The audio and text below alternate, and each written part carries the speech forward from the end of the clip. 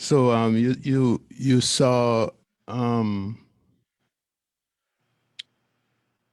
Michelle, you saw that we lost Larry King, right? Larry Yeah, King. yeah, it's so sad. But Yes. why did I think he was older? Uh He's only 80, 87. Yeah. I mean, 87. yeah. I mean it's I guess because he's been around so long. I think this is 63 years. he's been there. I'm telling you, he's been there. It's almost like he's been there all my life. Yeah. So, but it's a really sad loss because he's that type of person that is always on TV, always in front of you, always talking to people and exposing you to the various things in life. So, I mean, I really miss knowing that he's gone. Yeah, he has made a major impact. Same with me. Like I've always heard about Larry King and just his insight on different topics. I used to watch his program Mhm. very often, haven't in the last few years. But Mm. it's a loss to Yeah. great journalism. Yes. Good morning. How are you? This is Leo Gilling on Conversation With on the Leo Gilling Show on a Saturday morning. It's there about 9:59, about 10 o'clock. 10 o'clock. 10 o'clock. And this morning we have, as always, Miss Michelle Fanger, attorney Michelle Fanger, drinking our tea and wearing blue. This month is the blue month. This month Yes, for human trafficking. we celebrate human trafficking, or celebrate is, or we acknowledge, we recognize this month as Human Trafficking Awareness Month. And see me about my blue, and certain people, Dr. Dianna Davis Smith, wearing her blue also. Hello. Snap it. Yes, it can be blue any which way you want it. Yes. So welcome to this morning segment, and we are going to start out as usual with Dr. Dianna Davis Smith, who will take some comments. Well, before we go on to the news topics. I mean, what has happened this week? I haven't heard much about Donald Trump this week at all. This week has been void of Trump.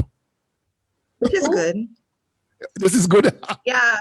Which is good. So everybody could focus on this new administration. It's a distraction.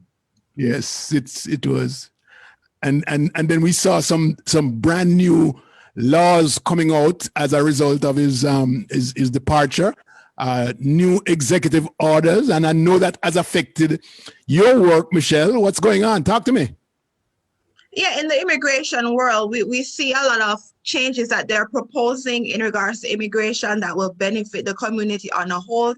Because as you know, it's for individuals that don't have legal status. Yes. So they've always been in limbo because a lot of people, they're here, but they don't really have any, like you could get it through a family, employment, etc. They don't have that option. So now they're trying to create a way for them towards citizenship and legalization of their status. So this is major. And also for those in deportation, because we see we always had, deportation was an issue, but it was ramped up where for minor things, people are getting deported. Like overstaying is wrong, but usually they wouldn't enforce those, but they would mostly enforce like criminal cases and those individual. But no, for the last few years, we see that a lot of people are getting deported. So now they're put a hold on deportation for like 100 days, just for them to review these cases to see, if they were doing the right thing, Oh my God. They're back. You got your blue.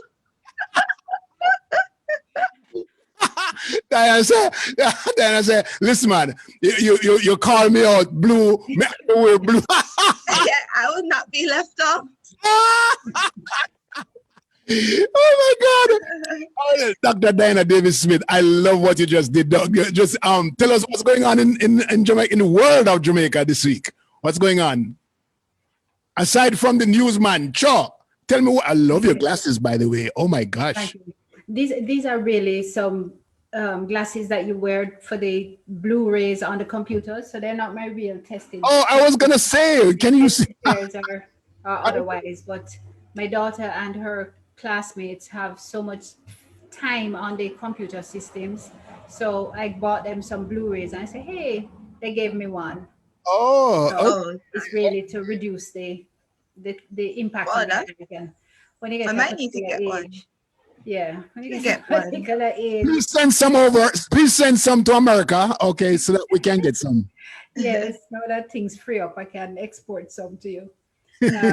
But I really needed to show some support. My apologies that I didn't remember following last week's discussion that this month was being celebrated. So the beauty of being home is that you run to your closet and, Yeah. and get appropriate. Ah. Appropriate for the party. In terms of news items, we've had quite a bit of news focused on the inauguration and the transition in the US that can't escape us, particularly because the vice president has a Jamaican relationship, her being of Jamaican parentage as well. So at every opportunity, as Jamaicans, we have to have a little news about anything that remotely related to us, more so directly related to us. But I have selected two pieces of news to share. One says household incomes still in recovery. It's the economic fallout and it's been reflected in all levels across Jamaica. So, and then there's another piece that came out this morning, which is a little disturbing for us within the education sector. It is really the ease with which persons are able to acquire used in quotation marks degrees from Oh, that. institutions. So that's it. so That the will be the UE. second piece. Yes. Oh, Yes. So they get them from the UE, they get them from Heart Trust, they get them from yeah. CXT, any grade, any level you want, you just have the right price. But we'll read that 1 second. So let's get into this first piece. It Yes. says household incomes still in recovery. New statin study finds less than half of impacted earnings returning to pre-COVID levels. A survey by the Statistical Institute of Jamaica, Statin, around COVID-19's impact on households conducted during the month of October has found that 45.8% of Jamaicans have had their incomes reinstated to levels before the coronavirus entered Jamaica. A previous survey by Statin in July had found that nearly half of Jamaican households, 47.5%, had experienced a reduction in their income because COVID-19 related disruptions to business and trade. In an overview of the October 2020 findings, which is expected to be published by the statistical agency next week, Statin noted that some 2% of participants interviewed were currently earning more than their pre-COVID incomes. Another 528 persons, or 45.8% of participants, reported that during the month of October, they were still suffering from a partial loss of income, while 1.6% had no income, largely based on the impact of COVID-19 on the economy since the virus made its debut in March. Then, do you want to pause? 1%. 1% had no income. I mean, that's a pretty small percentage, isn't it? Yeah, Well, but it says 1.6%. Remember, they just did 2% of the population, right? Which I don't think it's a good reflection of the. Right. Okay. Well, but it was just reflecting 16,200 people, that 1.6%. So Yeah. we can transpose that into the real economy. We have 3 million people, and if you're using 16,200 to say it's 1.6, then it is alarming. Yes. As a matter of fact. Yes. Oh my. The shift in income levels come amid big job losses. But even the job picture appears to be changing. While the October 2020 labor force survey recorded a 3.5 percentage point rise in unemployment rate, it was still a 2.7 point improvement on the July 2020 survey. So there's a little bit of a pickup, it would Yeah. suggest. Yes. Similarly, other businesses, some of which have downsized, began ramping up operations again in early June and beyond with the phased reopening of the economy. Data reflecting a weaker year-over-year performance but stronger quarter-over-quarter performance also held for the Jamaican economy for the third quarter ending September. The economy contracted by 10.7% during the third quarter relative to the corresponding quarter of 2019, but when compared to June 2020, it grew by 8.3%. You're hearing that? Yes. Okay. Here that's Indicating a slow rebound of the economy from the fallout of the COVID-19. The April to June quarter had been particularly bad, having experienced a historic 18% contraction. yes. It's horrible. I So think on that note, we can probably entertain a little thought. what's going to help us with this, with a big bounce back, because it looks like we're going in a deeper downturn in the variants, the various variants that's popping up all over the world. It is a challenge worldwide. Jamaican economy has depended a lot on tourism for growth and for GDP contributions. We are not a self-sustaining society. Our agricultural sector is perhaps where we will have to look as persons contemplate food security challenges and issues. We need to move post haste at rebuilding, in my thought, that sector. Our education system needs to look at how to prepare for that market that is yet to come, the technology. How are we preparing people who can compete with an India and Philippines or wherever else? Because to send for farm work is not an option anymore. To send for hotel support or prepare our persons and send them out. Hotels not keeping in the US either. We Hotel just didn't not have the keeping. infrastructure in that sector, the agriculture sector, to boost that sector to make an impact in our economy. Because I mean, agriculture had become a little bit, well, not had become, it's been a stable for households, but in terms of output for economic growth, selling from the small farmers market, small farming communities. I mean, how is that going to be improved to be able to make an impact on economy? What do you think? I think that we have. Go ahead, Michelle. Sorry. Yeah, I was just gonna say, based on what I'm following with, I think it's Floyd Green, that's the Minister of Agriculture. He has been implementing a lot of new technology. I see where they're trying to vamp up the production, and like they have, I know now they're having in different parishes, and I've seen it in Trelawney, where they have like Eat What You Grow. I'm not sure if I have the right name of the campaign, but it's for local farmers to grow produce and sell them in their parishes. And then during COVID, they actually were going to different parishes to sell. So I see where they're trying, and they're doing with RADA, like distributing goat, chicken supplies just to improve it, because I guess they're targeting to improve production, where we could provide hotels more supply to hotels and more supplies to the people. And that's so good. But, one of the beauty of this move in agriculture from the government standpoint is to put somebody that's considered youth in that sector, because now he's looking at technology. Even though there's going to be a learning curve, the idea of him coming in and saying technology, agriculture, because that's where the future of any that's where it is. That's where it is. Diana. Yeah, that's true.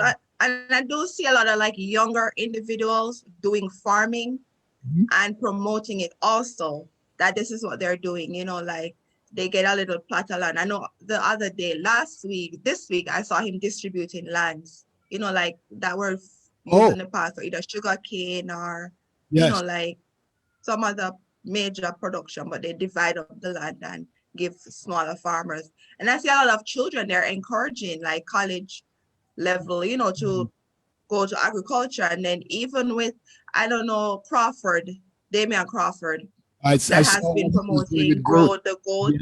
Yes. Yes. Yeah, he has a big goat and I he's saw showing that. like the amount of money you could make from Yes. one goat. Yes. Yeah. So a I lot of people are remember looking he was into that. laughed at a couple of years ago. Yeah, he Last week was. and They about the did one mock goat. it. And Yeah. he went out and did his goat farming. I look at his farm, man, and Yeah. it was Yeah. Yeah. a great, Okay. But that's technical encouraging. advancement in goat farming. Yeah. Really. Yeah. Mhm. So I quite that's agree good. that the thrust of the new minister is encouraging for particularly for younger people. It's encouraging for everyone. I think though that we need to encourage more community farming or Yeah. more Yeah. communal farming. So you live in a particular community and there's just this little one plot of land, everybody together farm it. And what are we Yeah. producing? Farming. So Yeah, it that's a good builds idea. community spirit. Yeah. It Yeah. builds, And they'll take pride. yes, it builds and a little bit more And pride. once upon a time, we used to have these AMC markets around the island. I don't know if you remember that, Diana. There are certain people who probably won't know what these AMC markets. Agricultural Marketing Cooperative. It was the Agricultural Marketing Corporation. I quite remember going there what as a little girl. these So communities, you get your market supplies as opposed to going to the market. what they used Yeah. to get the supplies from the community market people. They would bring their stuff there and they sell it and get their pay. And it was great. It was a great concept, and they were all over the island. They just went away just like that. I I, don't know what happened, but I think it's a kind of operation. People talking about how people getting their things to market. Simple, go back to the agricultural Yeah. marketing concept where you absolutely, have these central locations. You come, you sell off your how much hill I am and everything, and you get your money. You go absolutely. back Yeah. to And I country. remember trucks. I remember like growing up, they used to have some big trucks. So everybody just load up, like the truck just drive. Everybody Yes. load up and they go market, sell, and then load up There's back a again. comment. There's a comment from Dean Strawn says agriculture requires reliable water all year round that has to be facilitated to enter the hotel industry. Hotels have to have their Oridics every day, no excuses. And I get what she's saying. She needs that Yeah. in order for us to get into the hotel sector, we have to have consistent supply because they need consistent supply. But right now, hotel no out there right now because And I'll keep. we want Yeah. to be able to fund or prepare for the people on ground, the domestic people right there who Yeah. need food. And but I get your point, Dean. There has to be some kind of structure that's set up ready for everyday provision Yeah. going to the hotel. Done. Mhm. Yeah. And I Um, think it will happen over time. It's not like it's gonna happen overnight, because I think what's set in place right now, based on what I'm seeing with agriculture, if given time, it will reach to that level Yes. where like we can cover. We don't have to have so much import, but we could yeah. have cover everything. 'Cause even with chicken, I was surprised to see we're importing a lot of chicken back, and chicken. I will love chicken back, right? Like I need to go buy some to go make some soup today. Yeah, and like the little local farmers, I guess that's what they're doing. You grow your chicken. I see them distributing chicken, like different MPs distributing chickens. And I saw a friend the other day actually went to Jamaica to start a chicken farm. Yes. So I think over time we'll get there. It's just that we weren't focused on agriculture, but that's sometimes, to me, when I think about COVID, I think, the good thing about it is that it Sure. has changed the way we do things Yes. and how we need to operate. Because sometimes we were stuck Just in to the think. past, they are doing things. Yeah, But now man. we're focused on how to make things better for us.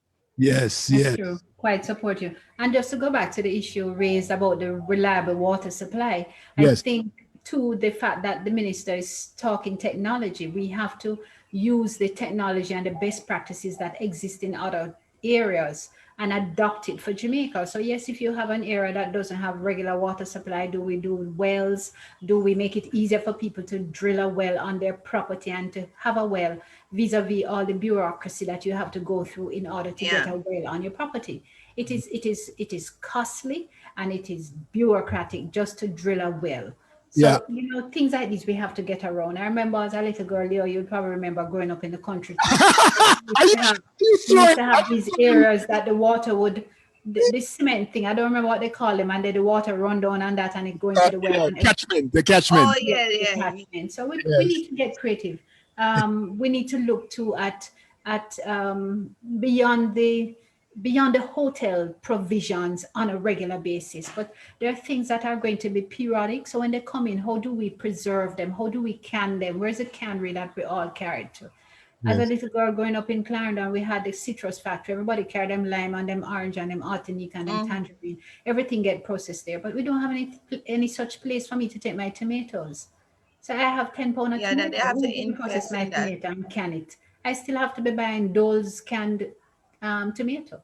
There is also, we talk about water, but I think St. Elizabeth has found a way how to plant stuff and grow it without water, without running water or irrigated water somewhere, right? It's about putting something under the earth and create moisture and stuff. I think we need to look into these things because they plant yam and yam grow in bundles in St. Elizabeth, and Very good, they guys. create water underneath the earth, just by whatever they do We with have a lot leaves. of water supply. We got it?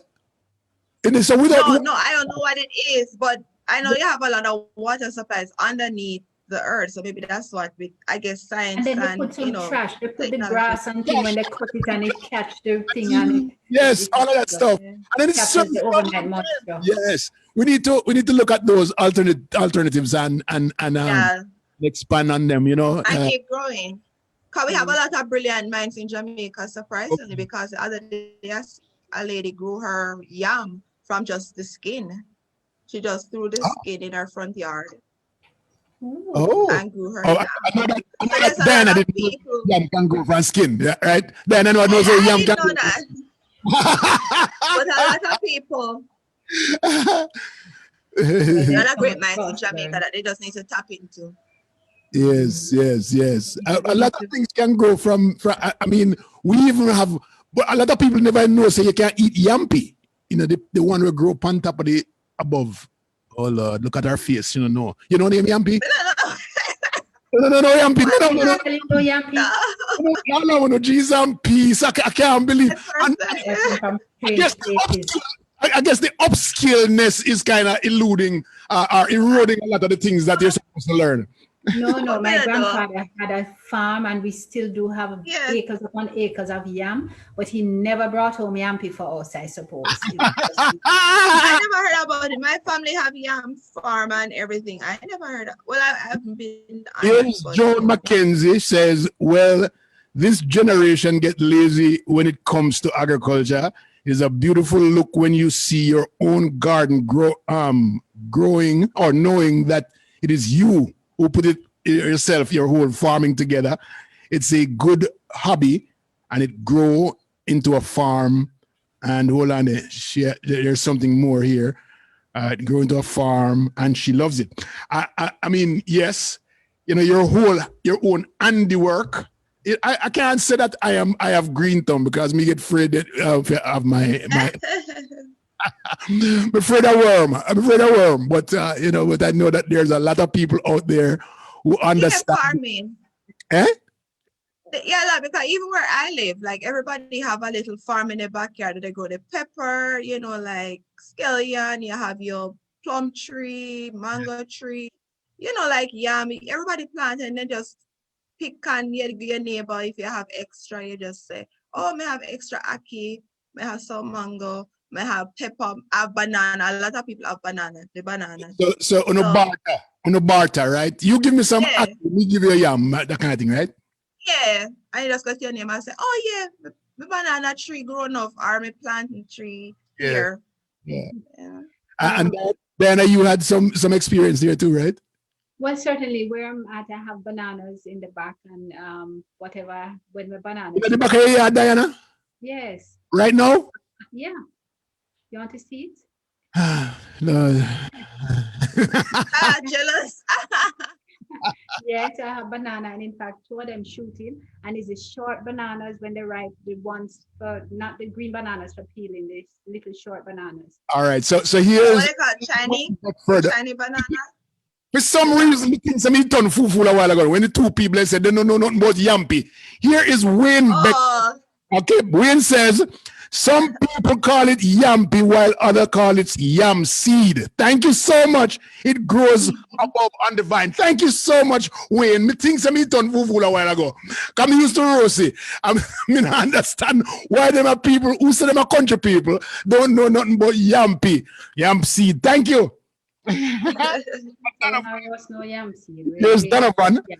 Donovan says, why the wealthy Jamaican entrepreneurs overseas not allowed to invest in the country, creating better jobs internationally and recognize education, etc. A lawyer or a doctor, hold on, a lawyer or a doctor is in the US or Jamaica has no status of credit in the real world. There's one of the foundations, they should be set for the youth. They should be set. Sometimes I'm having a little trouble reading what he says. It's time due that JA starts making Jamaica great again. And not for foreigners making Jamaica great again. Oh my God, we don't know if the next word there. Yeah, I respect his opinion, but I see a lot of people, I guess because based on people I know that do give back a lot and do try to invest. And as I said, one of my friends just went to start a farm. I have other friends that have like they're nurses, they go back to do training programs. I have a cousin that she owns a funeral home. She goes back to try to train, give back. So there are a lot of people investing in different things. And I know my uncle also wanted to start a farm just for, seasonings like thyme or whatever. So you do have people here that give, it's just that they don't brag about it and it's not, Well, one of the things I know that people are afraid of is, and we have to talk about it. It's larceny when it comes to farming in Jamaica. And larceny is one thing, and the other guy who thinks he owns your farm, comes to reap. Whether or not you're there, he comes to reap. Oh, you get the banana tree. You see that one in the back? Yes. Oh, yes. It's young and come. Wait, geez, I was just talking, Diana, about the other guy. If you're hearing us, the other guy who thinks he owns your property and decide to come and reap. Take it. Yeah, that's the problem. I see the good thing about the Jamaican government is that they're tackling the larceny that's going on. They realize it because I'm not sure if you follow the news, but you see like every week where they capture. I don't know how they put like 20 goats in one car, or they find the carcasses, or I know they realize it's a major problem, and the criminal element is always there, but at least they're trying to tackle it. It's not like it's gonna be fixed or but people gonna still try.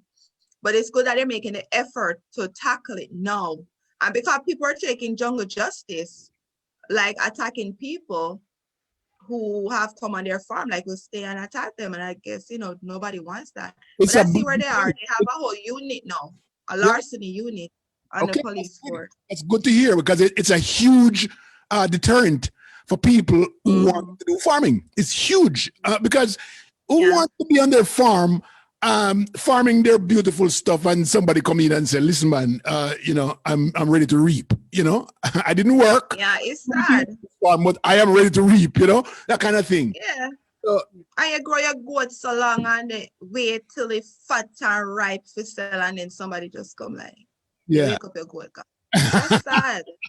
Yeah, And that's really wicked. hard. So, I mean, go One ahead, of your Dan. guests said something about the young people being lazy and not wanting to get into farming, but I want to not give them all the blame. I think that as parents, as influencers of their attitudes, that we perhaps have dropped the ball a little bit in that we have not encouraged it. So it was more focus on come, leave school, go study, do get past Yeah, GSAT, pass PEP, pass CXC for your Ghana college now. And nowhere in between did we say, all right, let us have a little garden here and you grow your tomatoes. I'm going to go out and get the seeds for you and you grow it. And you yeah, teach that's them true. to be responsible and caring. So now that they have become adults and they're not inclined to get their hands dirty, we have to take some of the blame That's out of true. it. Where does this go though? Once they farm their stuff, because the other deterrent is that they farm and they have nowhere to sell it. They have nowhere to send it to for market. No market. But Side, I don't believe that that is Well, going to hold true because I am saying let yeah, us begin in the homes to encourage the children to farm their own little thing. When the tomatoes come in, they take it to school and give their friends, give it away. That is what we grow up doing. Give away the things. But when you grow up and you begin to love, have this zeal and this love for your goat or your two chicken that you raise and all of those things, and you make it a business, then you take it to the next level where there are markets for it. There's the market. Michelle yeah, mentioned how they would have these RADA markets. bend down. You Yeah. cooperate with RADA and you go sell your things. Or I- Yeah, collect your and goat remember, and you sell still it. have the, sorry to cut, but remember, you still have the regular Saturday market, Friday Right. market, where yes, Yeah. they come and they sell their produce. And even some people that I've seen in the town will just set up a stall right. And and just sell their yeah, products, yeah. and they have their customers. And I think probably one of the first things that we need to do is to probably strengthen the market system that we have in our communities, because Okay. each community has a market, a building Yeah, where yeah, people for sell it. stalls. But I went to a local mess the other day and them I doing don't know if it's a building, but they have a space. They do Yeah, everything. open, like, yeah, That, in the market, me see them set up on barber shop. They set up on this. I'm not messing with myself, but this is supposed to be a market. But maybe yeah, my concept of market, as is old fashioned, and so all these kind of things in the property of the market. I'm saying once upon a time, this place used to be packed with orange and yam and cocoa and yeah, a butcher segment here. Yes, I yeah, you remember have the the butcher man butchers. with the Yeah, Yeah. deal. right. Yes. But surprisingly, what I've seen when I went on the last time, which was kind of shocking to me, because you really want the authentic Jamaica. And I see where Jamaica is going away, because when I went to the supermarket, I actually saw the whole section with produce being sold, like the yam, So you're saying this cabbage, is pepper. taking So away. people, yeah, so it take away from market where people can't be bothered now, because it's just the older people now you really see have their little market bag and basket and go to the market, where people for the convenience now just go to the supermarket. Well, you're right, but that's more city oriented. I mean, if you think about it, Almost a big market city. might sell.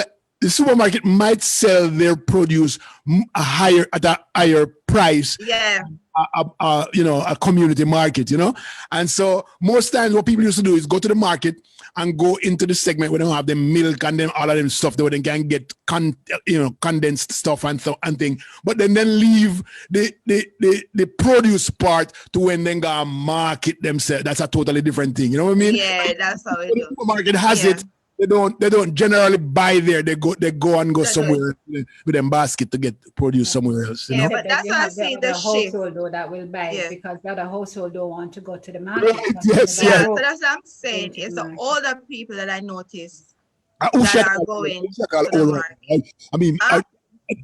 Diana, No, well, my age and is older now. The 30 odd year old, will go to the market. okay, yeah, It's but a That's older. tradition. in our area where you meet up somebody at the market. You know, you say you go to market, you know, like people go to market, supermarket. So it's a tradition. But you know, it's the one thing I'm hearing though from you, Michelle, is that there is a movement by the young minister to You should to probably invite him to come and have a chat with us. yes. Maybe he should. Yeah, call him now. Yeah. Call him right now and see if you can get him on the phone. I don't have Oh, a me? number for him. Michelle, call him now. Maybe we'll call him next week and see if we can get him. That is hilarious. I call this man. This man said, who is this stalker calling?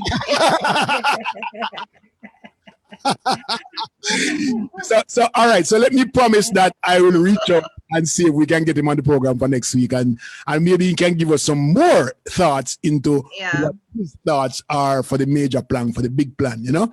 Yeah, and also you could bring on like the local municipals. I may also, because they're the ones that are really in charge of the market. That is absolutely true. We could look at the micro. Yes.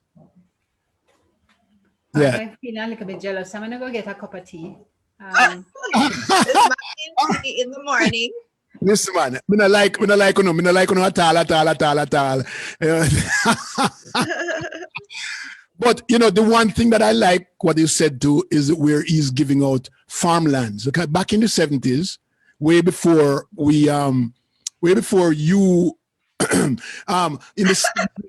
the the prime minister in the country back in the 70s was giving out land for an acre here, a half an acre here, a quarter acre there, and then what they would do is give out the land and have the community person farm it, and they will have extension officers who would travel around and go help people, teach them how to farm, make them learn how the technique of distancing and all of that stuff. It was really, really a great plan. So I hope that we can come back into this focus where we're giving this land to youthful farmers, right? So that they can see a future and create a future for our economy. Yeah, which is true. And provide the support system that they need as well, Leo, because you just mentioned about the extension officers. You have to make sure you have the support system to encourage them.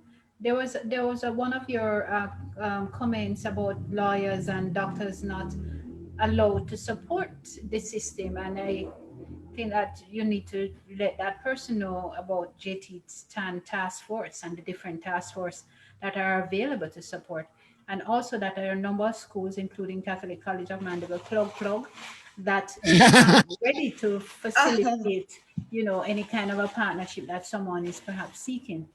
Yes. Yeah, that's true. And the thing is that through our different organization, you can reach out and you could get the proper. What that now you eat? Stop it! I want that. Nesberry. Nesberry that. Oh my God. No, you're wrong. You're wrong. Me could take off anybody who Jamaican on this program here, because I want peas and peas. Oh, that's shameful. But that's the thing, though, that once you reach out, because you have a lot of people, but what they do is they stay within their communities because they're more familiar with their communities, so they know what their community need. Because, for instance, like with the organization I do, is that I know, like, we have not the food for the poor, the retirement home that we have, that they need stuff. You see what's needed and you try to give back. Right. Mm-hmm. And even with like people usually put on events during Christmas where they give back gifts and supplies, or even with tablets, like it's just people going down that say, all right, let me give back and buy tablets for people in my community because I need it, or even assist with college, or like assist students with college, like they will say, I need a book. So within your community you can help. So it's just like you as a person have to reach out to different organizations. Or if not, if you don't want to do it through an organization, you could do it yourself by giving back to your community. Could you read what Donovan Shorter is saying there? He says something about 95%. I'm having problem with my Okay. Mm-hmm. Okay, he said 95% or more. Hold on. It gone. A lot of comments. Hold on. okay, 95% or more of the Jamaicans in the diaspora should be allowed to invest in the country, not a handful. There is nothing wrong in saying make Jamaica great again, as our land of birth is time due to be classified and recognized in the real world. To Donovan. me, just to answer Donovan, this is just my opinion. Jamaica is great. It's a Jamaica world-class country to me. It is a world-class country to me compared to what we see now. We can appreciate Jamaica, except for the things that are happening, you know, like the crime rate and everything. And to me, you can invest. It's just that you need to be connected to the right department. And I guess as Leo is the head of the Jamaica diaspora, so maybe he can connect you with whoever is there or different agencies. But you always see, if you follow Jamaica news, where they are promoting now people to invest in Jamaica, and they're giving individuals opportunities to invest in Jamaica. So it's just a matter of you.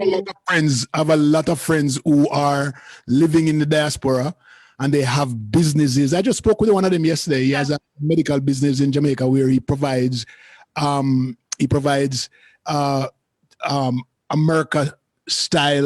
American doctors in Jamaica. Mhm. If you get sick down in Jamaica, you are, yeah. And I mean, there's so much opportunities there that it's unbelievable. It's up to you to determine whether or not you want. What you want to do. Everything that you do in life is a risk, and every business that you take in life is a risk. It's up to you to determine whether or not you want to go to Jamaica and take that risk and be, and you know, because there is a lot of.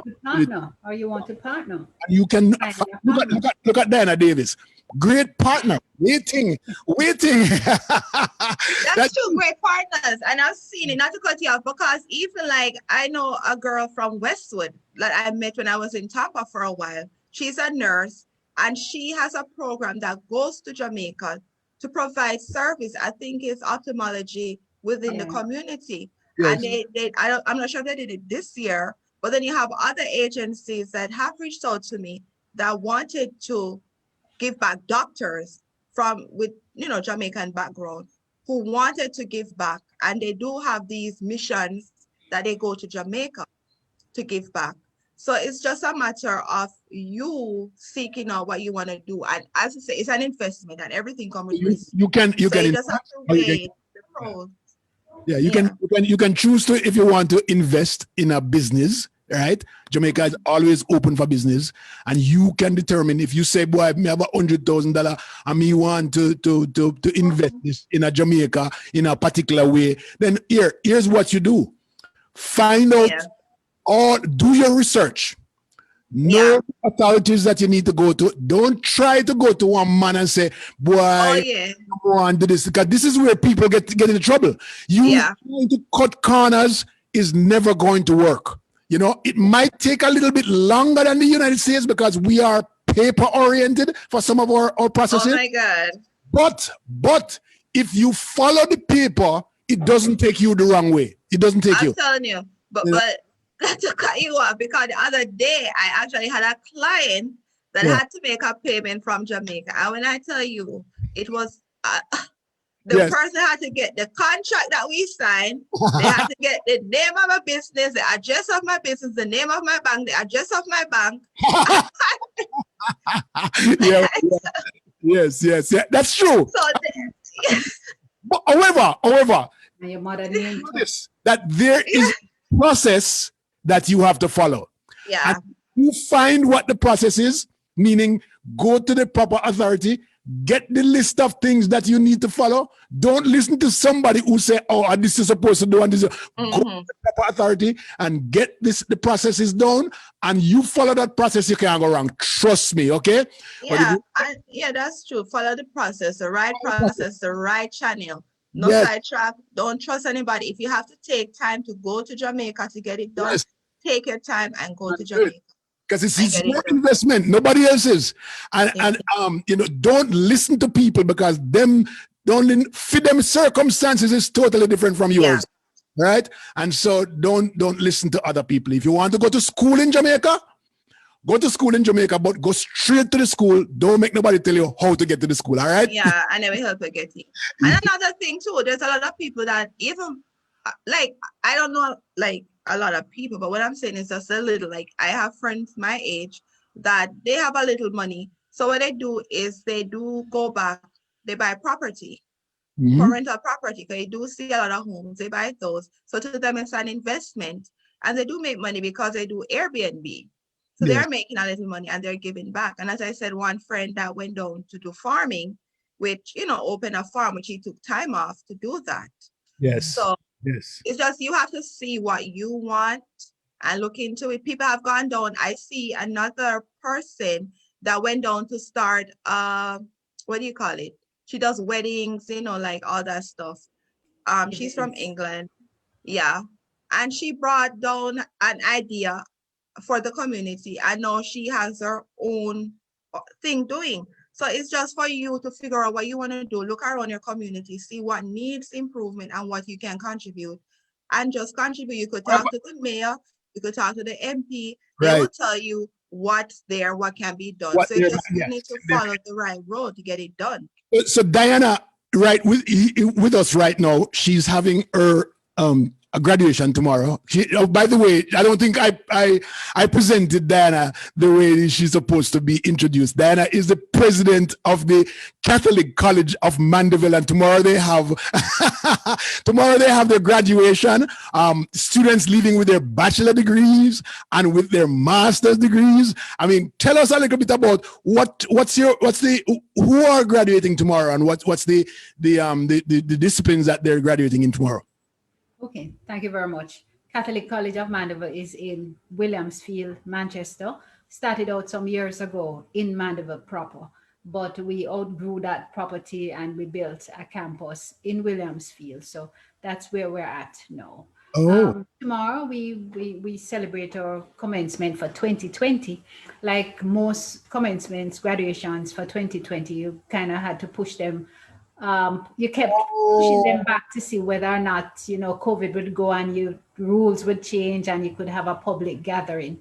But it's quite evident now that we're not going to be able to have our usual public gathering. Usually our graduation would have been at the end of October. The last Sunday in October is when we usually have our graduation exercise. So tomorrow we go virtual, and we have a cohort of graduates from earning their degrees in early childhood education, another cohort earning their bachelor's degree in primary education, and a cohort of master's graduates with a master's in teaching and learning, which they have received in conjunction with St. Mary's University out of Minnesota. So we're looking forward to it. Our guest speaker for tomorrow's session is our ambassador to the US, Ambassador Audrey Marks. Nice. We're looking forward to hearing from her. We're looking forward to not have any kinks tomorrow with this new virtual operation, but you know, more than that, we're celebrating. That is so nice.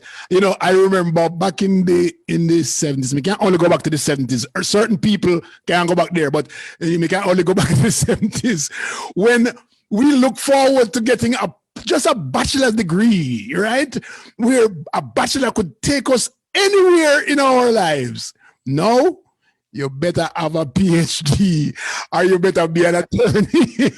Because master's going out of style now too, you know. But we're holding up. But the thing is, you know, in order for you, and I'm encouraging everybody, because you're never too old for go to college.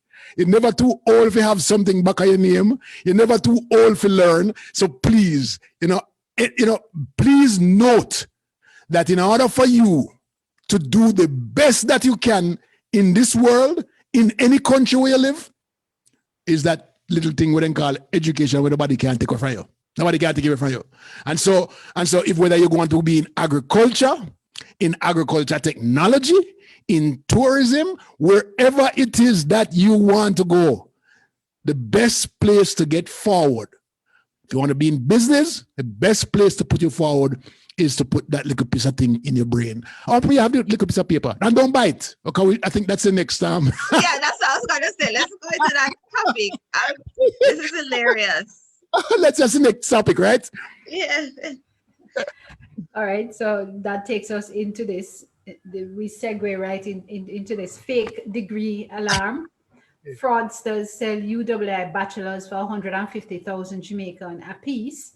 Heart, which is CXC, also impacted.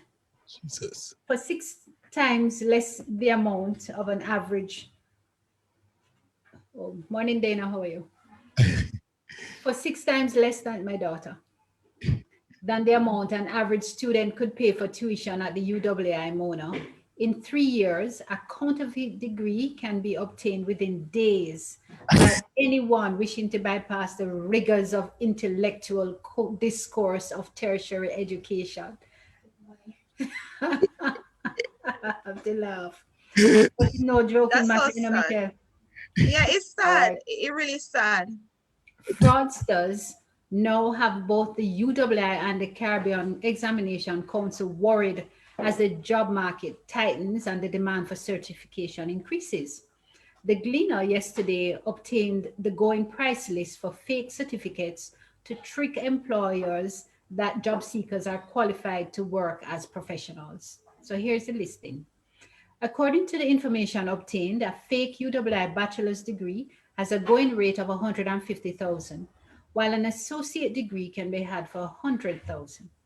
A Caribbean Advanced Proficiency Exam, which is the sixth form A levels, as you and I would know it, Leo, Yes. can be obtained on the black market for $10,000 per subject. Oh, per subject. Yes. Hard trust certificates range from $25,000 to $35,000. All documents can be used anywhere in the world, and all documents are original and have a seal affixed to it. A reassuring note from the sellers of the fraudulent degree. All right. So before you even go any further, who's selling these and who get these authentic logos and imprints? Well, I don't see the numbers to contact, but I am really tickled by the prospect. And I don't know. I really don't know. Just some fraudsters out there it says that the documents are being advertised on social media, as well as on websites which claim being made, that with connections deep in the institutions allow the process to go seamlessly. So we might have to Google. Yeah, well, they'll have to dig that out because with anything now, everybody's looking for a quick buck. So scammers are alive and well everywhere. But it's kind of sad because you work hard for your degree, struggle through your degree, and then here somebody could just go pay for it. Like, I don't know. But all right, Doc, you're in an institution. There's a silver lining somewhere though, because if someone if someone walks into my office, two people walk into my office, right, with two master's degree, similar master's degree, and I'm doing an interview, right? Yeah. I don't know that the person who bought theirs for the $850,000 would be able to show me that I should hire the person who actually went through those 4 years. I mean, do you think, I really can't see how is it possible that I would not be able to identify that this person's with this master's degree on paper and this person, I would be able to tell, wouldn't you? Wouldn't you, Doc? No, I wouldn't be able to tell because you're going to be interviewing based on the duties and the task and the expectations of the job to be performed. Yeah. And if they both come with the ability to think about it, to think about it, no, unless it is that I'm going to ask about some of the latest tenets of the sector, or if it's business, who are the latest authorities on it, and have a conversation along that line, then it is not going to give them an opportunity to to share their I knowledge think in that sphere. I think it's hard to do. You know why? Because when you prepare for an interview, say if I'm going to go to a law firm to interview, you're going to research the area law, you're going to research the firm, even if you don't practice in that area, you go research it, you go to everything, go to that person interview and present yourself as if you know it and this is what you do. You will learn after. So they will have to do as an interviewer now. The only thing they could do is call the school for figure out, which they will do. But the thing is that if they're saying it's ingrained in the college, the UE, that means somebody in there they contact to say, has this person attended the school? Is this authentic? It's already on record. Yes. You know what I mean? So they do have to weed it out because that is true. Because with the degree, you cannot do anything. You cannot tell. I just think, listen to me, I have clients that do not know how to read. yes, but I think that, I really do think that, listen for a minute. If a person has to buy a master's degree, it would be someone who would probably is lazy to go through school, don't want to go through school, which means that they would have been lazy in the first place to go through high school, which means that they would not have the command to think, to reason, the command to speak. And so, to me, no, them going to speak more than you and I. Them practice it and them come prepared to market themselves and sell themselves. And think about it. In recent times here in Jamaica, we had people with PhD who supposedly were holding PhDs who held high positions in Jamaica, who had to leave their offices. So don't forget that. Yeah, there's a difference. There's a difference because you can put somebody in a position because you're a politician. I understand that. That's a totally different thing. But not because you're going through the process. Well, I must let me. But they were qualified. They were qualified more than you and I at that time because they were holding a PhD. Okay. There was a result. There was something on the Department of Transportation with the yellow bus name again. JUTC, where there was a report that came out a couple of months ago that the person who is the chairman or the president or the general manager or something like that, that he got the job, but what his job required someone with a master's, and all he had was a high school diploma or something like that, right? so anyway. Yeah, so that's the thing. Like, what else is like people just sell themselves, like, and it's a common thing, a common practice. Like, people will do that. They don't have the degree, but they will sell themselves. They will research till thy kingdom come. And they always say, who said it? I think the guy from Virgin, the airline, that said, if you don't know the job, something like that, don't let them know. Just go in and study and learn it after. That's Just take it till you get it. Michelle, someone is calling you. Someone is writing to you on Jamaican Zadcast. Go ahead, Diana. Yes.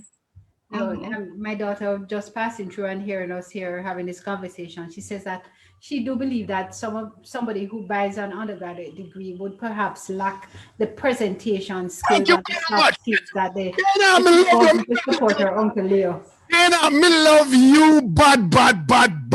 Me love you bad. And that's why I like you, because I see you in the sack, right? Yes, that's heart and soul and mind and body. Me love her. Okay. So thank you. The presentation, that is what I'm looking for. Thank you, Dana. Me love you. Yes. Presentation. If you go high school and you're lazy to finish high school and you have to go buy a degree, me not think so you have the capacity to have a discussion with me. But to be honest, if you look at a lot of the affluent people here in the US, right, the children who go through school, even the scandal the other day with a lot of them were getting paid, like, with degrees to get their the high score for college and all that stuff. These are affluent children that presented themselves well. You couldn't tell the difference. Nobody knew that this scam was going all along. Remember, it was a few years ago that they bust the scam with all these stuff. Their children, they are brilliant parents, but they know their children were lazy, but their children had to get the And big job. And nobody knew, if nobody blew that whistle, we would never have known that some of them skate through college and high school and didn't do the work. Well, but we couldn't tell, right? The one thing that I know about in the US is that the people with power retain their power by replacing themselves with their children, whether or not the children has the ability. Or, and so it's hard to get beyond that. And the people with power, I'm talking about our white citizens versus our black citizens. Our white citizens have the power, they have the wealth, and they continue to hold that wealth no matter what. They will, because they are going to pass on their wealth to their children and to their children and so forth. You're muted, Michelle. And so I understand that, but I was looking at it from a different perspective. If we're building ourselves into becoming a great city, you're still muted, Michelle. All right. Both of you are. All right. All right, and so that's my point. So next week I'm having Dana on the line, because nothing say. Dana, you get a little work. Uncle Leo said that next week having you. We're not cooperating. Michelle and I are not cooperating. Yeah, because I see it where people say, trust me. Some people, like when I tell, like some people, as I said, that can't read, and when I see the accomplishments, I'm like, yes, it's a man.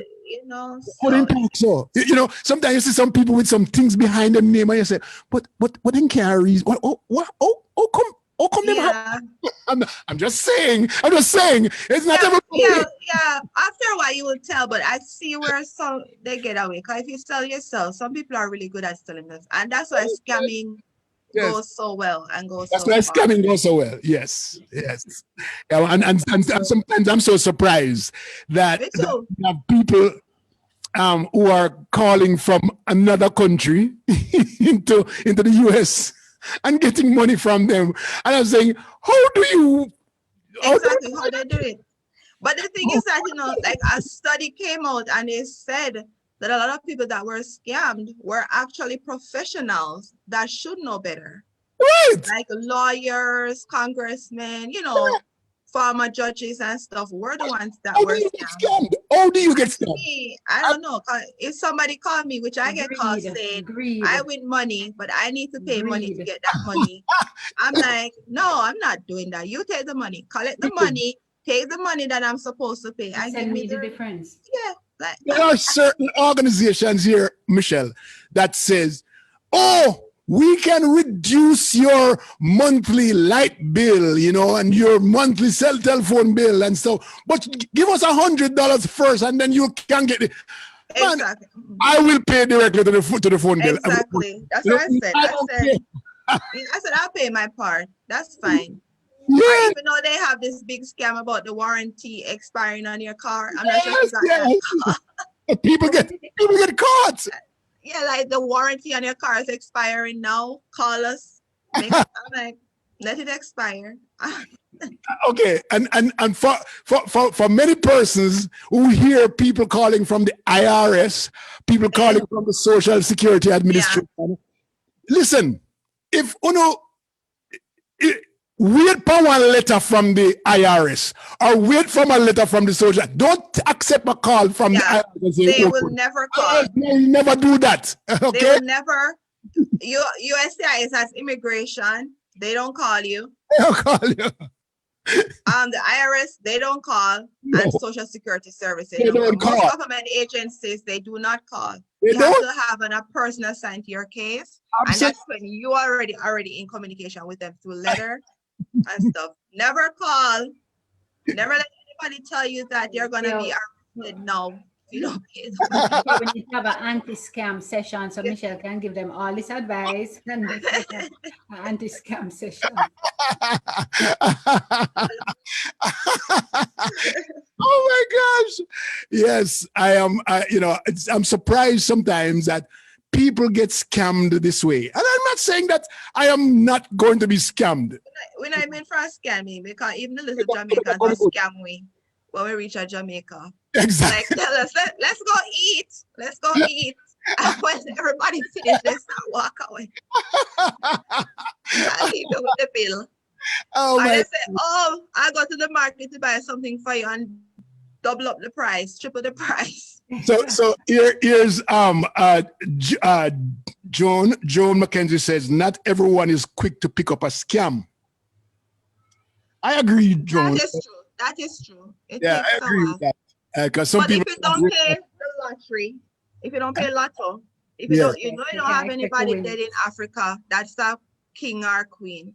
It's Yes. unlikely this is not true. You know? There's a lot of fake stuff going on. And I'll tell you this. Someone sent me, she got mad at me too, right? She sent me a video of something that happened on January 6th with our various activities. But the person who recorded the video, right? When the person came on, the first thing I looked at to see if the mouth matches the words. Sounds, So yeah, you know, and when she opened her mouth, to me she was speaking Spanish, but English was coming out, that kind of thing. You know what I mean? And I said to myself, but this don't sound right. She's not supposed to be telling me about. So I just shut it down. So my friend called me, did you look at the video? I said, no, I didn't. She said, why? I said, well, you know, it started off wrong. So everything is bad. Everything is wrong with it, you know, because the person who's speaking was not speaking English. And then, and it sounded like the sound was coming out English, but she wasn't speaking English. And so I figure that since she started wrong, everything else behind it is wrong. So we just throw it out, throw the baby with the bathwater. So I look for certain things when I'm reading an article. There's certain language that you pick up that you can say this is fake. You look at it and you see a couple of grammatical errors and you say this has to be fixed. So me lift and go Google. Somebody just did. Yeah. You need to verify. This is the day that we need to verify because there's so much out there that we need to verify everything that we do. That's it. Yeah, and another big thing I tell a lot of people, because somebody contacted me, like I do a lot of people like would call me and ask me question, this employment scam, like from Jamaica, they'll tell you that they'll get you employed, but you have to give them a certain amount of money. And then they do, like, will save up all this, because some people are looking for opportunities. And that's the problem. It's desperation. You know, you're in a certain situation, so you're desperate. So what will happen is that they will pay this money and then they don't hear from them again. And I always say, usually for employment related, you don't really have to pay money up front to be employed. So out here, though, I find that a lot of the placement opportunities. Somebody want to say hi. Say hi. Look at him, Dana, come on, look at him. That's Hadrian, right? Yeah, Hadrian. Say hello. Hello. Yes, go ahead, Diana. You were saying? Oh, I forgot to scam him. Are you saying that she's scamming you right now with the baby? No, we're going to scam her and take him away. Okay. Father. Oh my God. Okay. So there's a need for education across all sectors. There's a need. We were talking about the payment for placements. But yes, Michelle, from time to time, a lot of these places, when they come here to tell you of the opportunities that these students will go on during the summer, you usually have to pay them a money up front, regardless of what level. So they've become accustomed to the idea that you have to pay in order to participate. So we're on the US side, that agency is not charging until you've come and all of that. Yeah. And you come here to present it to the schools, and if they come to my institution and they present it and they say that, then I mean it is authentic, and you begin to a culture that says yes, in order to go. So people follow. So that's why I think the government though need to step in more with these and regulate these Like if Yes, you do see somebody posting something about jobs and placement, like the government need to vet it too. Like absolutely. we'll have like a department that goes in research these and will tell people and put on notice that no, this is not authentic. Do not, call like you have people from country, they just hear it and they say, oh yeah, it's a great opportunity. Let me just sell off my house, That's sell such off that's such a everything. great find. That's such a great find, Diana, because I never thought about that. Because if you are coming to the US for an opportunity, whatever the opportunity, you have to pay someone upfront in Jamaica to get that opportunity. That creates a problem for us, Yeah. because then that's easy scamming. For And it is. yeah, that's easy That scamming. is. That's We unfortunate. always say this sad story where people say, oh, the person just disappeared with all the money. Yeah, And it's hard to track them because sometimes they don't have a name. Mhm. the And government when they go back to the business, there's nothing there. So the government needs to government need jump to in step there in and regulate it. and regulate it. Yeah. Mhm. Oh my God. I never even thought about that. That's a great catch, because that's something that we're not supposed to go to Jamaica and offer jobs and take money up front. That's not supposed to be. It's not right. That's not right, because then, Yeah. unless there is an authority there, the government come and place a person there that can authenticate that this Yeah.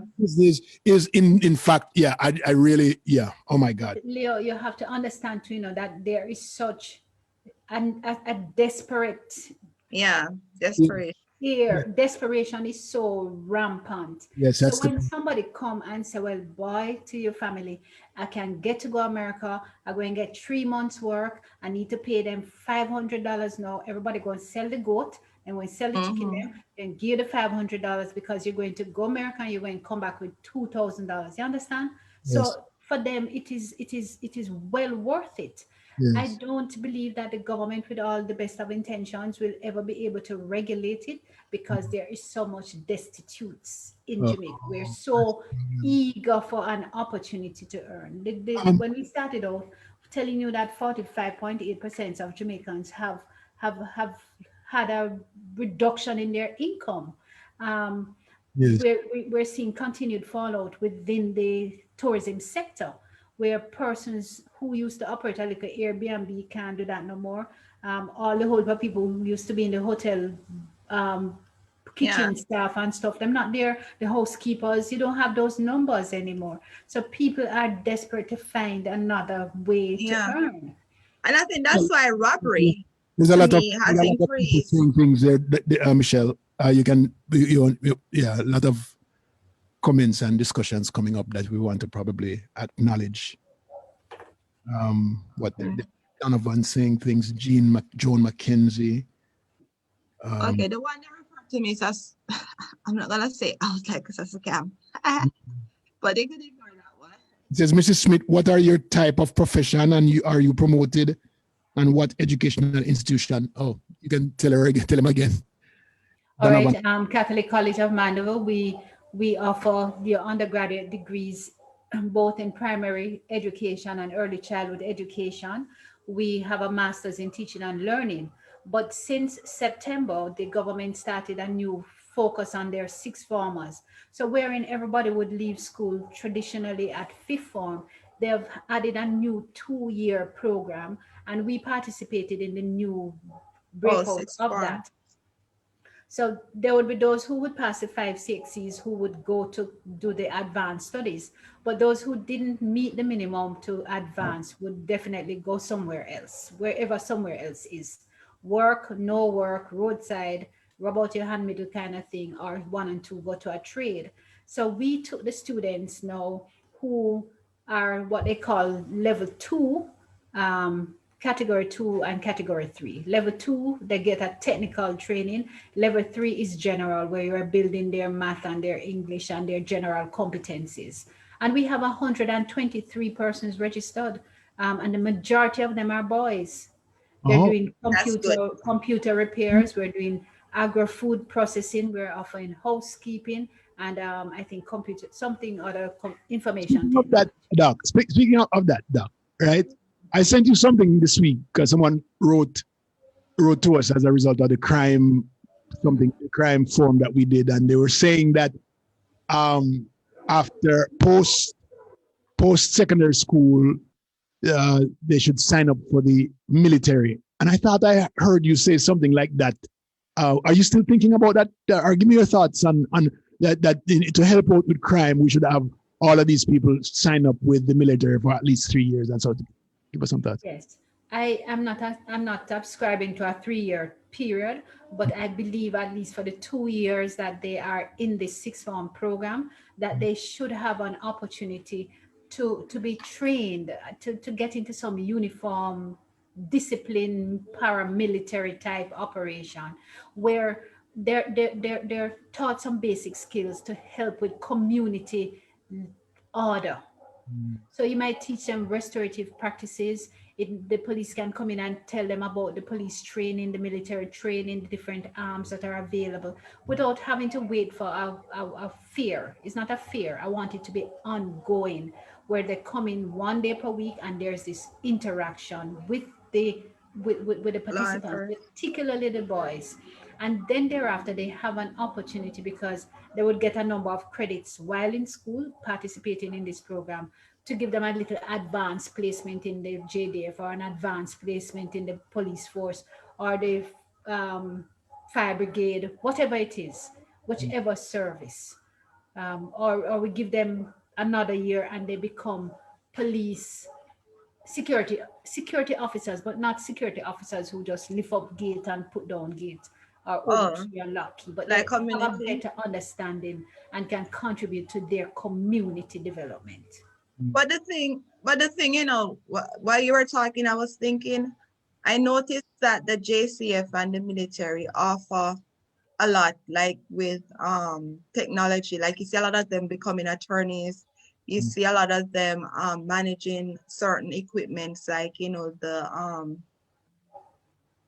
what do you call it, when they fly over the drones and all that stuff. So the military, to me, is attractive now with what they're offering and the skills that they're offering, but I just think they need to promote it more, because, you know, people just assume you go into JC, you go be a police, just walk around.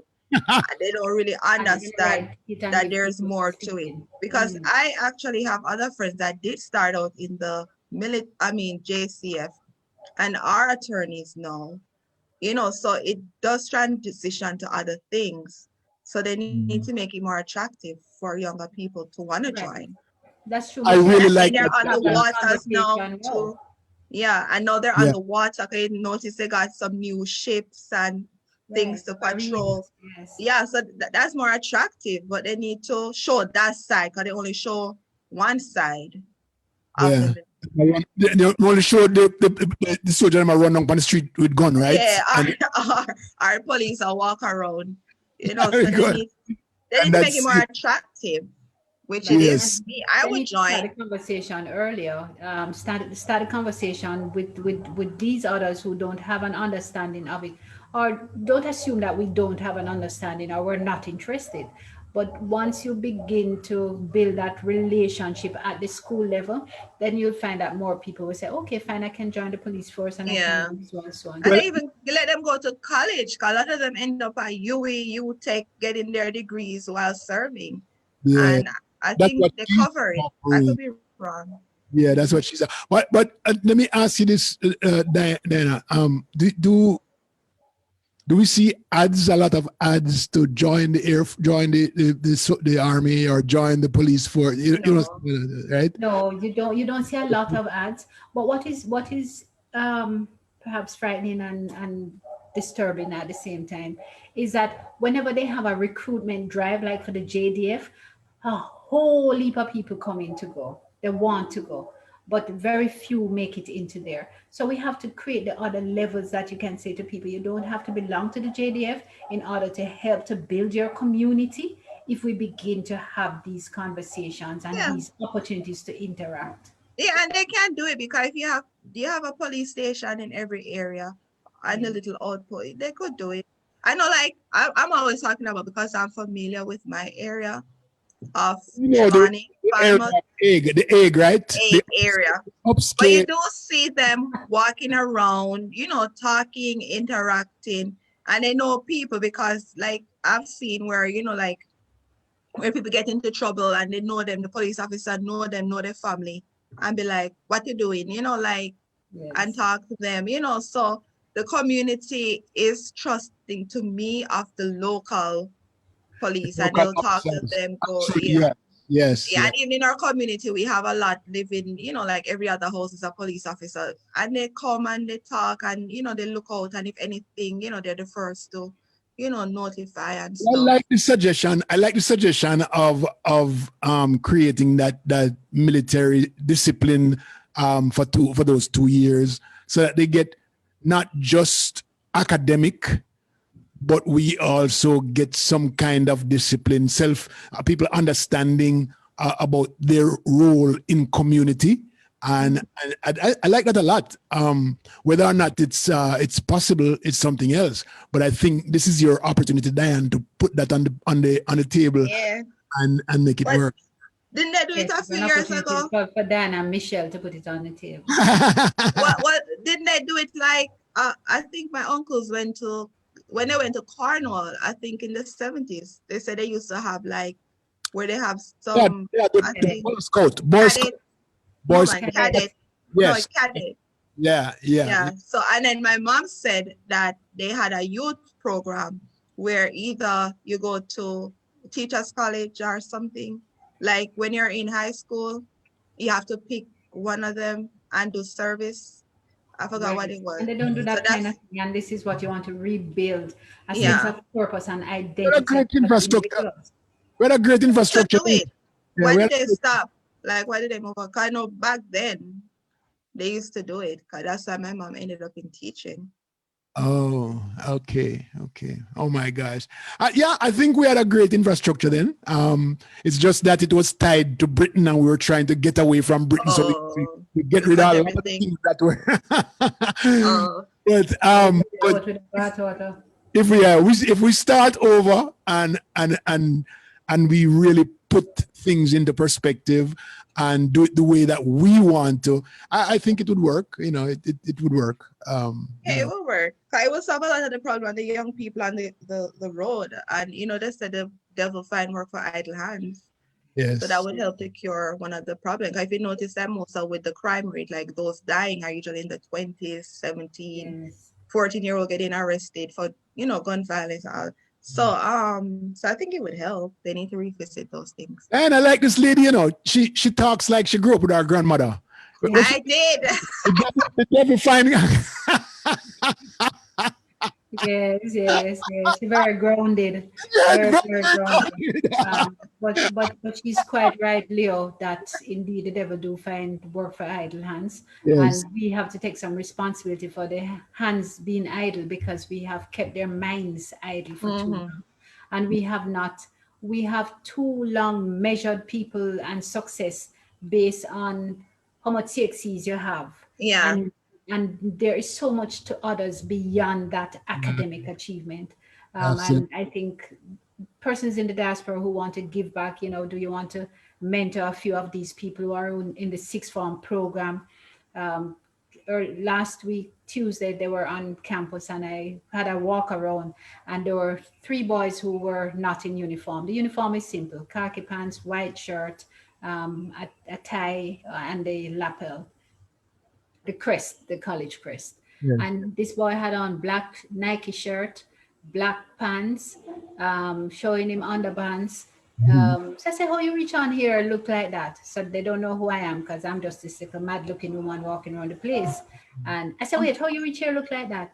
And him said, Miss, I'm not have no uniform today. No. So I said, what happened to uniform? With deep concern. What happened to uniform? And he said, well, in uniform in Mandeville. So I said, uniform in Mandeville, then where you coming from? He said, Maypen. He really live in Maypen, but in uniform in Mandeville. So I say, you live 2 yard? He say, kind of something like that. And then he explains that he lives in Maypen really, but the uniforms were being done for him in Mandeville. So now that he's on that side, he will go and pick it up. So I never have the money to go pick it up before. So what are you going to do with somebody like that? Tell him, say, all right, you can't stay here because you don't have one uniform. So Right. Yeah, but in pants down in straighten up yourself. pants though. That was the problem that me have with that discussion. Right. I said, straighten up yourself. I don't know how the security make you pass with your good shirt.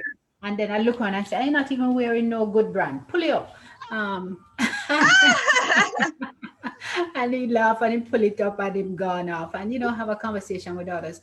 But for gentlemen like those, we don't have a lot of men on our campus. I want to have men who I can say, okay, we have a little mentoring program. Would you call them once a week and just check on them, ask them how school going? I don't want for there to be any financial contributions or anything. It's just that support and that ears to encourage them to see themselves through their program. I think that is something that I desperately want. Well, I need a lot of more male mentors. We didn't hear what you said. Leah Frozen. Oh, I was saying we need a lot of male mentors. We do need a lot of that because that's lacking. Because the girls usually have everything going, but the boys do need it more than ever. Because you see a lot of them now. If you see a lot of the males that are dying, that there are not much male figures in the house. Right. Yeah. All right. So we're going to wrap up now, but I must tell you that this was quite an intriguing conversation. It's really really nice to be talking to you guys on a Saturday morning. It's really, really, really good. I see where the audience is loving it. And we're going to take these and these recordings and we're going to put them out there for everybody to get a chance to listen, because it's really, really deep conversation. First of all, I want to recap a little bit what we talked about this morning, and Dan, you can help me. We talked a little bit about Larry King. Yes. The giant of a man who has a small frame but has done really big work in community. I love to sit down and watch Larry King, how intent he is when he's listening to his interviewee, the person that he's interviewing. He really listens. Yes. I get that from, to be honest with you, yes. I get that from him. Most times when I do my interviews, when I'm done, persons say, you're different, Leo. The difference is you don't come with a script and you come and you listen to it. That is so important, that when you're talking to someone, that the first thing you do is listen, so that you can have a conversation and don't have come pre-prepared, pre-scripted, so that you don't really hear what they said. That means you don't care, you know what I mean? And so that's the one thing that I loved about Larry King, because he has great conversations, and I got that from him, and I love him for that. And I'm going to miss seeing him sitting down in front of somebody and just having a chat, you know what I mean? So yes, he really had that way that he would just lean into the conversation, literally lean into it, and he said, really engaging. And I think probably that is what is missing in how we operate these days, that we're really not listening. But he really listened intently. He was married 8 times to 7 different women. He was a good listener.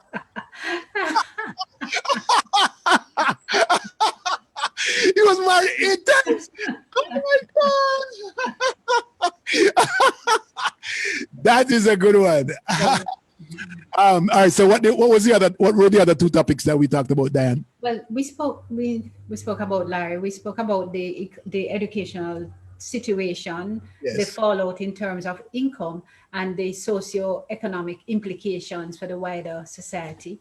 Agriculture, we spoke about agriculture, the need to encourage our younger people to farm, the acknowledgement of the thrust of the Ministry of Agriculture and the new minister in his outlook and his support for the industry. But as parents, we can encourage our young people to plant 2 tomatoes, plant 2 peppers, and get back to the soil. Yes, and Michelle reminded us that we should, when we're looking at farming, we should engage our micro farmers, our local mayors and councilmen, because they are on the ground and they understand what the needs are and they can talk to us. And then I am going to try to reach out.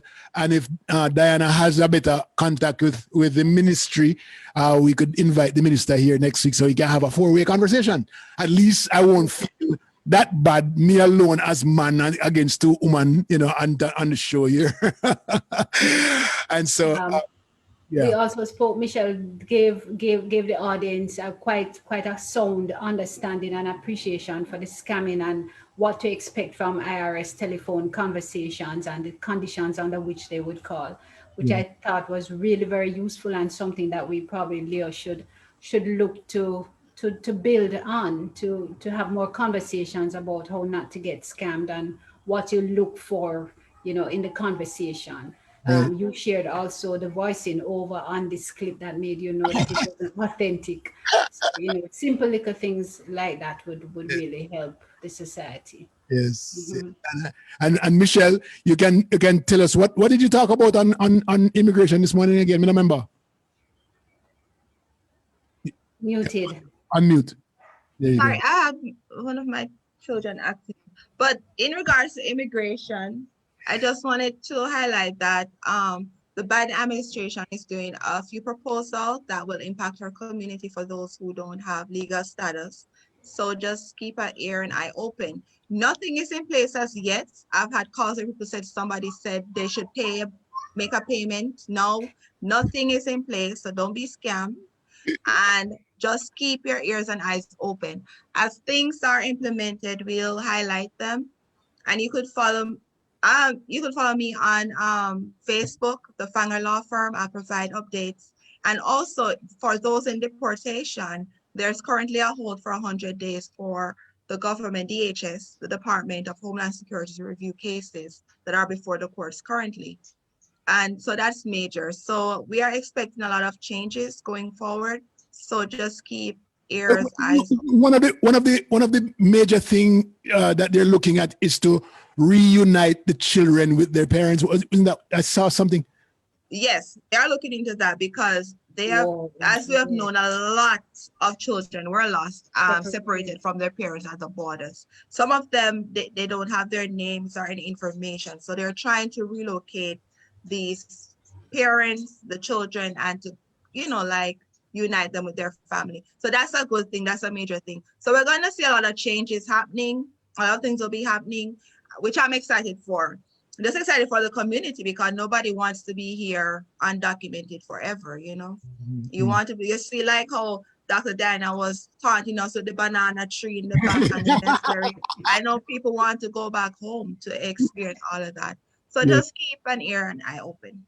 All right. And then you guys out there, thank you so much for being so active on Facebook this morning. It was great reading. Someone says, Larry King gone. Miss him too, like Ian Boyne. Yes. Oh, yeah. Patriots, one leaving us.